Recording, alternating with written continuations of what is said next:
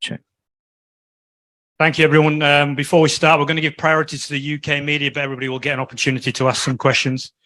Cameras, are we rolling at the back? Yep, cool. David, have you got the mic? We'll start with you. Go ahead. Hi, Josh. Can I just start by asking how Dawid and Mark are either likely to play tomorrow and who's likelier of the two?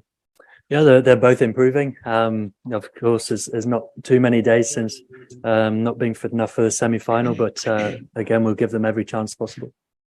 And you're just one game away from being ODI and T20 world champions. There must be a heck of a lot of excitement in the dressing room. Yeah, naturally, there's huge excitement for the match. Anytime you get a chance to play in a World Cup final is a huge honour. We're really excited as a group. There seems a nice feel around the team. Naturally, the previous performance gives us lots of confidence, but doesn't count for anything tomorrow. We start a fresh game against a really tough opposition, and anytime you're fighting for a trophy, you know that it's not going to come easy. You guys have played against each other quite a lot in the last couple of months. Are there any secrets between you two? And could one edge be the fact that you guys have played a few World Cup finals, whereas most of the Pakistan team haven't?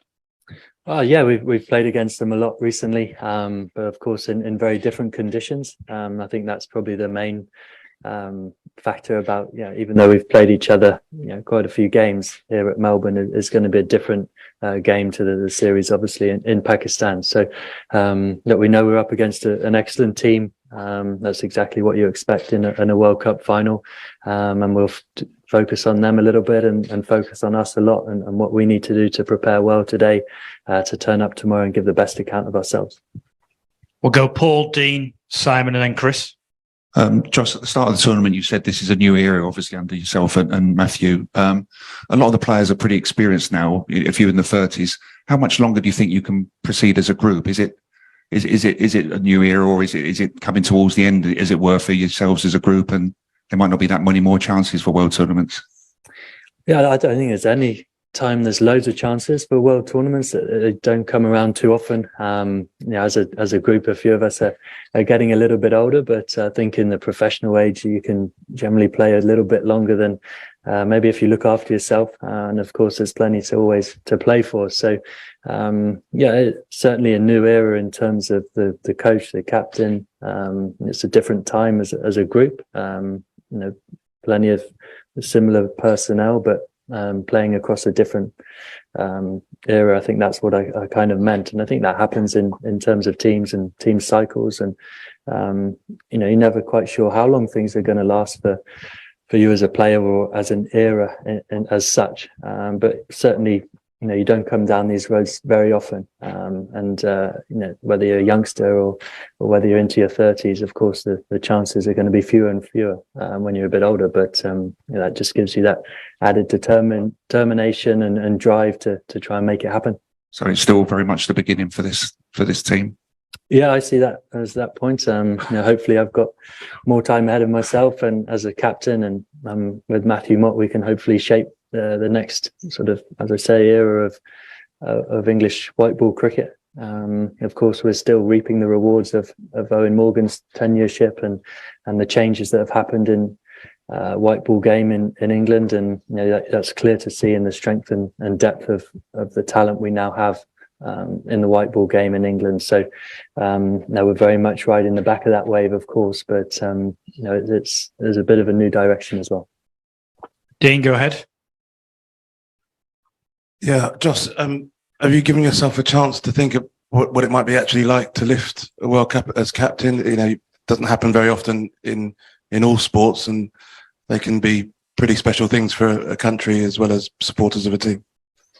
Yeah, you certainly have a few dreams about that kind of thing, and of course, I think it really links back to what you like as a kid, really. It's the kind of things you would be doing in the garden with your brother and sister and pretending to lift a trophy and that kind of thing. And now to be able to have the opportunity to have a chance to live that kind of thing out is incredibly special. So I think it's fine to sort of think about those things and sort of, what it might feel like or what it would mean. And then certainly feelings I don't feel like you need to try and block out or push away. You must accept those kind of things, as like accepting the noise that comes with a World Cup final, accepting that it feels a little bit different. Again, the room is fuller than it has been for any other game, obviously. So don't need to try and push it away and say it's no different tomorrow. Of course it is, but once you've accepted those things, again, about focusing on the things that will serve us well as a group and as a team, as an individual, what you need to do to prepare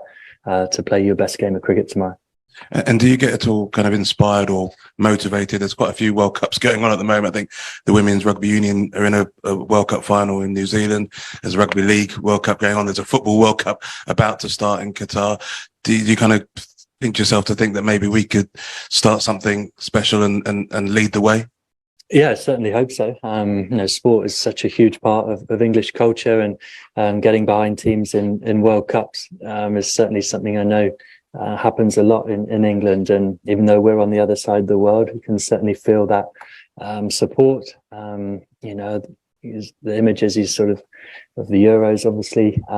Nothing will compete with football in our country, but the level of interest, of course the game is going to be on free to air television as well, which is fantastic. Will bring new eyes to the game as well, and we saw the benefit of that in 2019, some of the images of people watching that game, and Trafalgar Square being packed out and stuff. I'm not sure they'll be getting up at 8 o'clock in the morning to get to Trafalgar Square, but I'm sure there'll be plenty back home wishing us well, and as we do to the other teams that you mentioned who are going, got some big games ahead of themselves as well. Simon, Chris, and then we'll take a few from the floor. We're up against the tight schedule here, so go ahead. Hi, Josh. I've been watching through the tournament as you get in a pre-match huddle with the team and you tend to address them. And I was just wondering what kind of message you tried to give across at that time, and if that role as kind of pre-match inspirational, whatever you're trying to do, if that role comes naturally to you. Well, yeah, I think it comes pretty naturally. It's something I've never been shy of addressing a team that I'm playing in, whether I'm captain or not.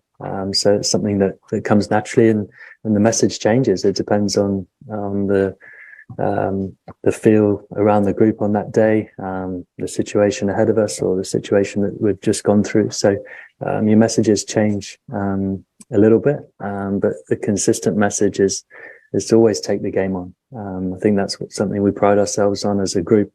We must try and play with a level of freedom and allow ourselves to express the huge amounts of talent that we have as a group.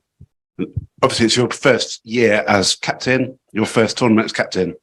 Other than having to talk to us more often than you might like, are you enjoying the added kind of responsibility and stress that comes with that? Yeah, I think I certainly enjoy some bits of it more than others. But yeah, definitely. I think, talking about teams and going through different eras, I think it's part of my own sort of journey as a player and as a person to now be at this stage of my career where I'm a captain, learning something very new that I hadn't done before. And that's exciting to get the chance to do that. It keeps things interesting. It keeps learning new experiences and going through that. It certainly feel like I'm improving day by day, really, getting in the job and feeling more comfortable in the role as it goes on. I think it's maybe as frustrating as the summer was in terms of results. Actually learned a huge amount through that period, with the benefit of having a few months after to sort of reflect on that, things I probably would have done differently, or what certain situations arose and how they made me feel and how I reacted to them. So I feel like I'm growing into the role day by day. Chris? Hi, Josh. I just wondered if the experience of the 2019 final and the kind of the stresses on the field as much as off it as well can kind of help you tomorrow, especially if there's a bit of weather around and it's one of those days. Yeah, I think any experiences that you can draw on, good or bad, you will have learned from those and and reflect on those, to be in situations of adversity or a bit of chaos. Those are all things that can happen, and in a World Cup final, there's a good chance of things like that happening. So the more experience you've got of being able to understand those feelings and how to react to them, I definitely see that as a benefit. And I think, whether it's that World Cup final or whether it's different finals in franchise cricket or any of the experiences that we have as a group that we will draw on, will be a benefit. Certainly, I think, the weather is something we cannot control, and whatever does happen, we must be, ready to go in whatever sort of sense that is. Obviously, we all, fingers crossed, it will just get a normal game of T20 cricket and that won't be affected. So, but don't want us to waste energy today and tomorrow morning thinking about the weather.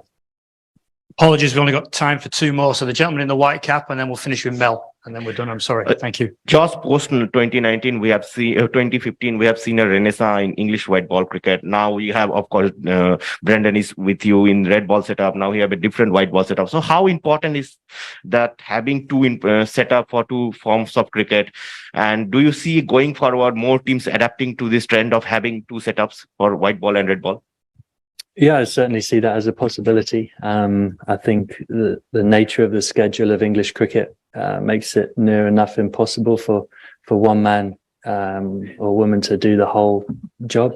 I think we play so much cricket and so much travelling and time away. I think that sort of become untenable, really, to have one coach.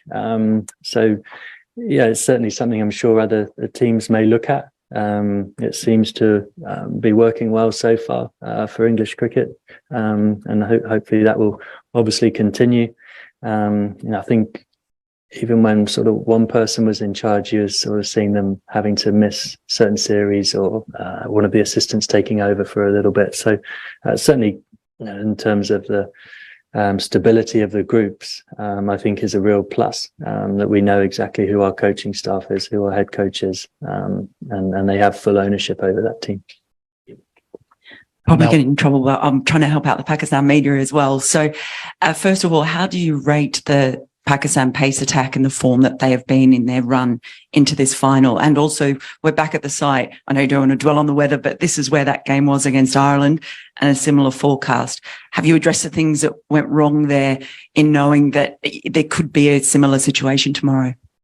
Yeah, obviously Pakistan are a fantastic team. I think they have a very long history of producing excellent fast bowlers, and I see the team that we're up against as no different. I'm sure by the end of their careers, some of the guys we'll play against will go down as some of the best bowlers Pakistan have produced. So, and that's a huge part of why they get to a World Cup final. So, yeah, we expect a really tough challenge. As mentioned before, they're a team we've seen lots of in the recent past, and we've had some brilliant matches against them, played in a fantastic spirit, and I'm sure tomorrow will be no different.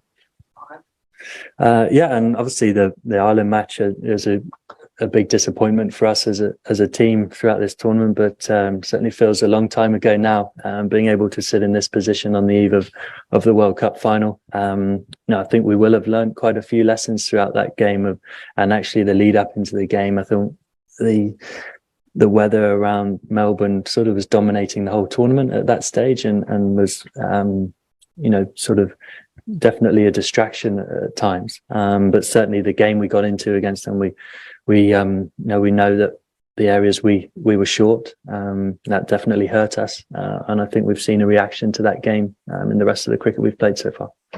Okay, we're done. Thank you. Cheers, Josh.